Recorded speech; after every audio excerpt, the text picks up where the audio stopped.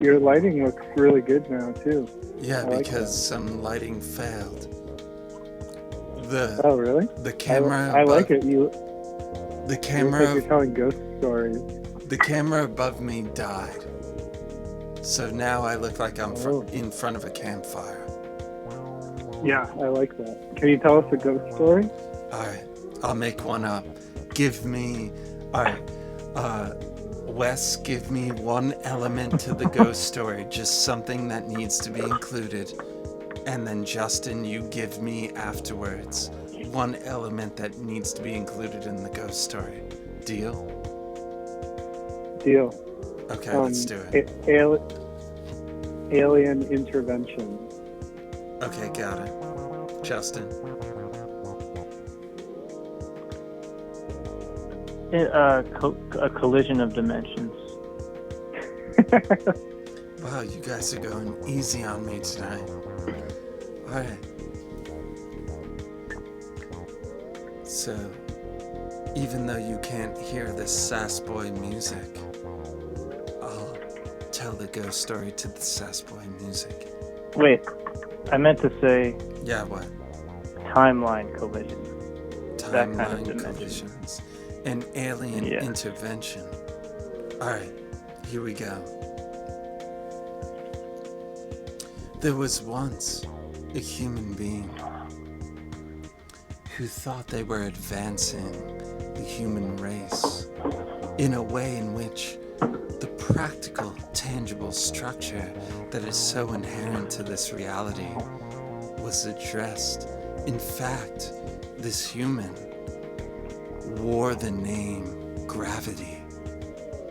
And this human, known as Gravity, used to ask themselves over and over again, how do I hug everything around me and yet challenge it?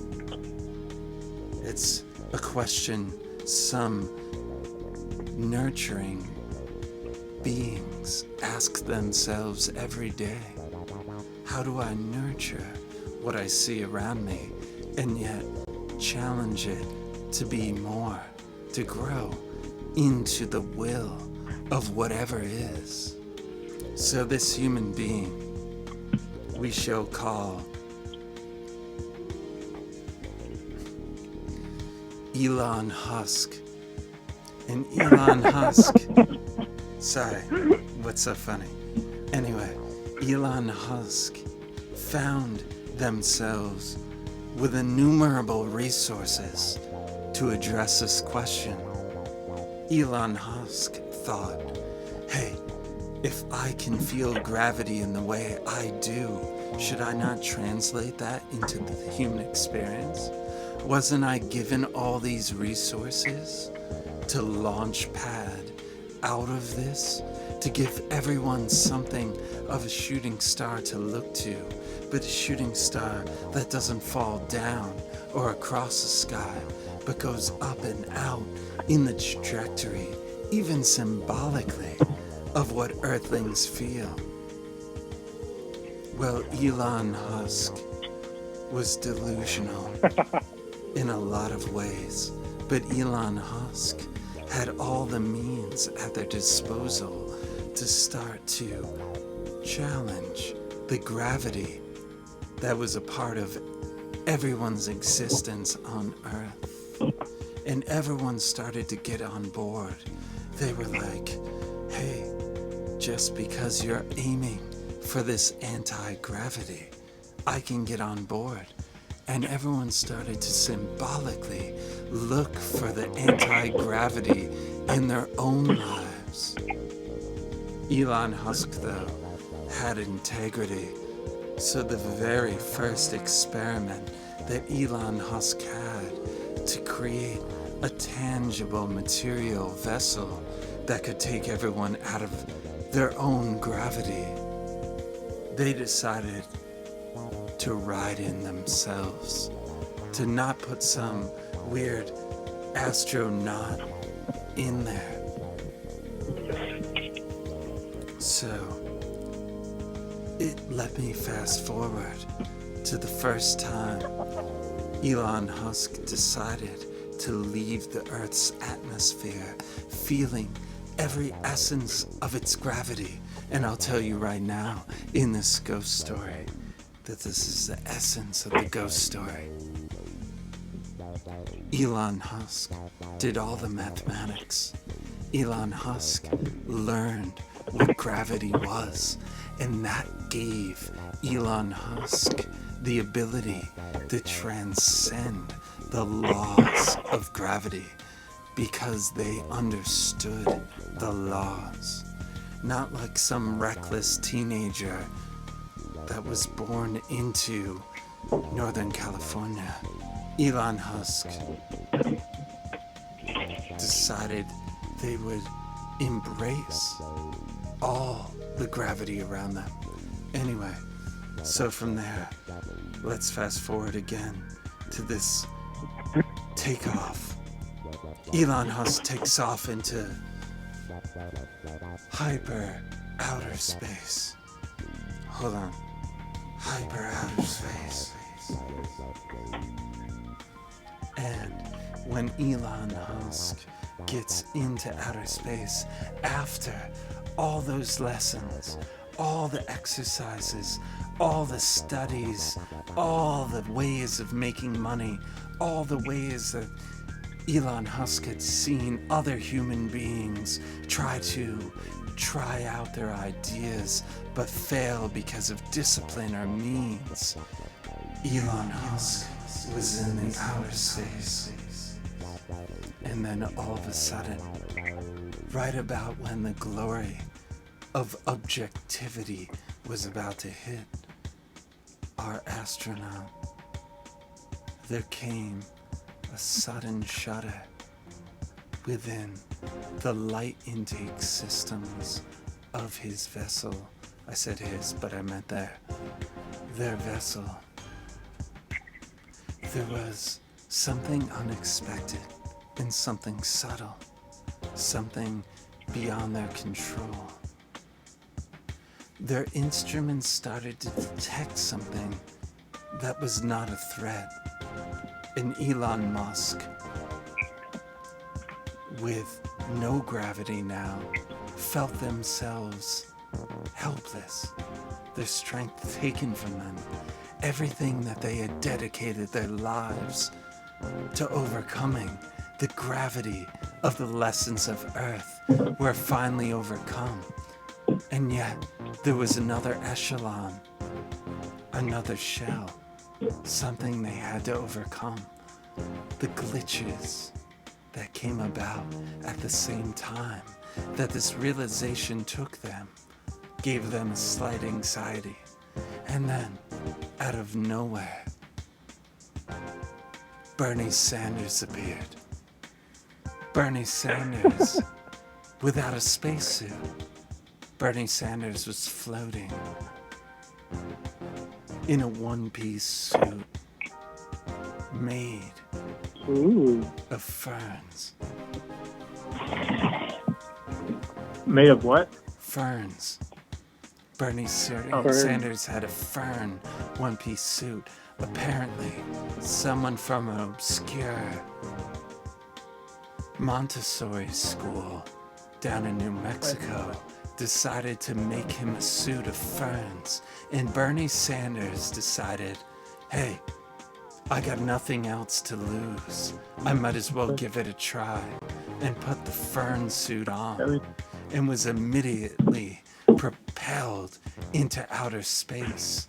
Only Bernie Sanders was ahead of his time. And so when Elon Husk was waiting in outer space, in this dumbfounded echelon building consciousness, Bernie Sanders was also surprised, because it seemed like it was way in the future for him. Timelines had crossed. And yet, Elon Musk, because he had switched to his good-smelling cologne, decided that Bernie Sanders in a fern suit was an alien. He was uncertain of him. Elon Musk decided, hey, can I trust you right now? You seem like you got your head on your shoulders, but you're also really out there. I feel like you're struck in the past. So Bernie Sanders, in his fern suit, turned to Elon, now Husk again, and said, wow, the Sass Boy track just ran out. Alright, we got one more track, never mind. So, Bernie Sanders said to Elon, Husk, I want to propose something to you. I want you to think about this, Elon. What if we all were not distracted by trying to search for something outside of our own means? What if we could be somewhat satisfied on a basic rational level? What if, in some way, we had what we needed in the moment, everyone, all at once? If somehow everyone was even told that the people that were beaming down to earth, what they needed, cared. And that very recognition that other human beings were caring about where they were at, that if that somehow satisfied their needs, like barbecue chicken nuggets in the moment. And Elon Husk said, you are a true alien, Bernie. And I want to tell you right now,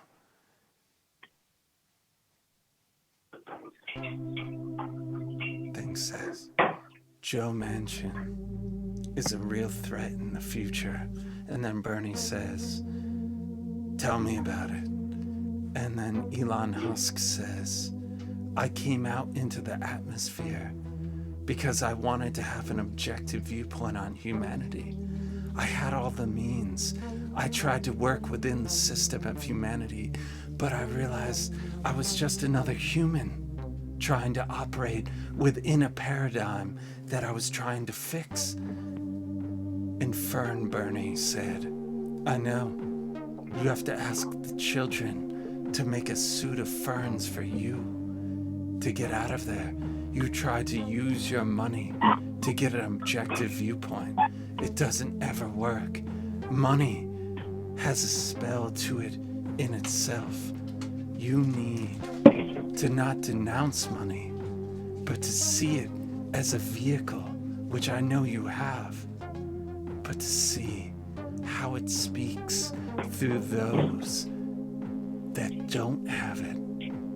And then Elon Husk said, Bernie, even though you look to me like a burnout hippie, I have to tell you this.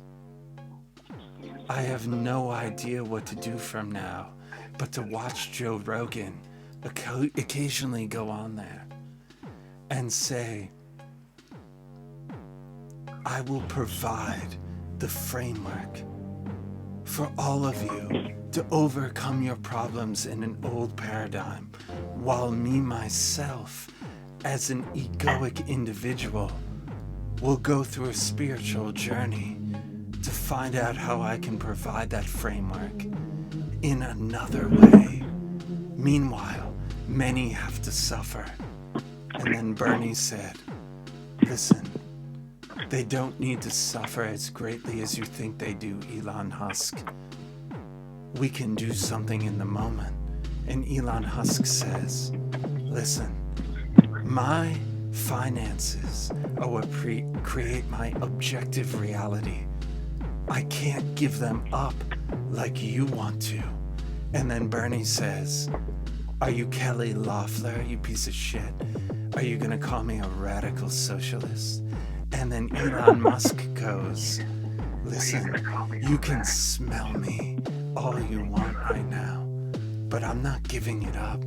And then Bernie says, listen, I'm sorry I got rude, but someone has to have a spine. If I'm going to commandeer the Democratic Party, I absolutely need to show that I have an atlas joint, which creates a connection to my head and my body. And then Elon Musk says, "You're talking my language. You want a bionic ghost?" And then Bernie says, "Is this a ghost story I'm living in?" And then Elon Musk says, "Hell yeah, bro. We're gonna get this done. Who would have thought that you and I were the two to team up?" And then Bernie says, "I don't want any of your technological shit.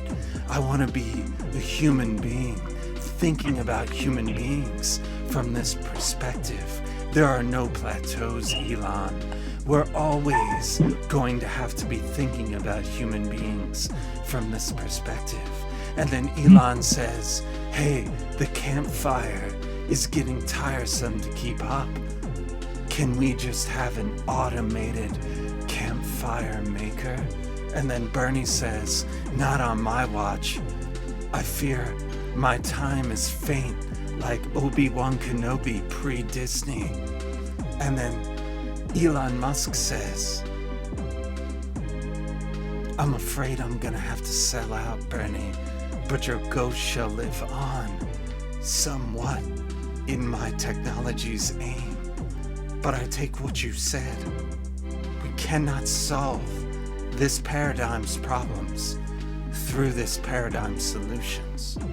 And so I will continue to try to defy gravity, and you should continue to work within your paradigm in your age group.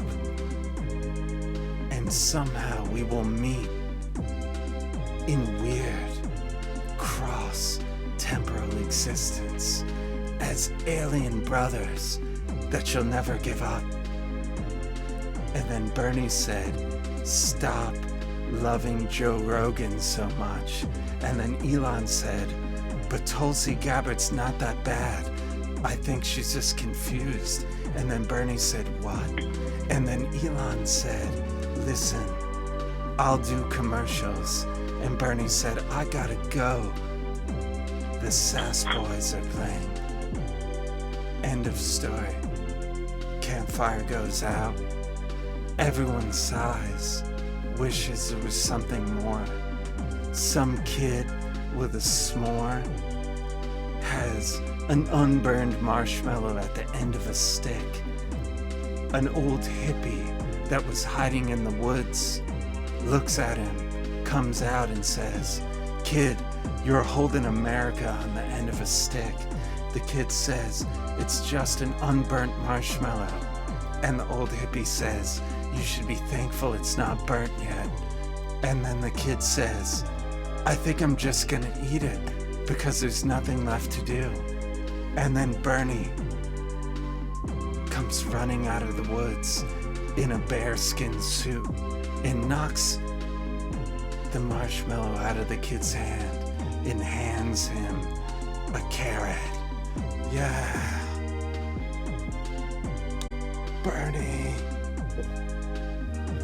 All right, that concludes our special for this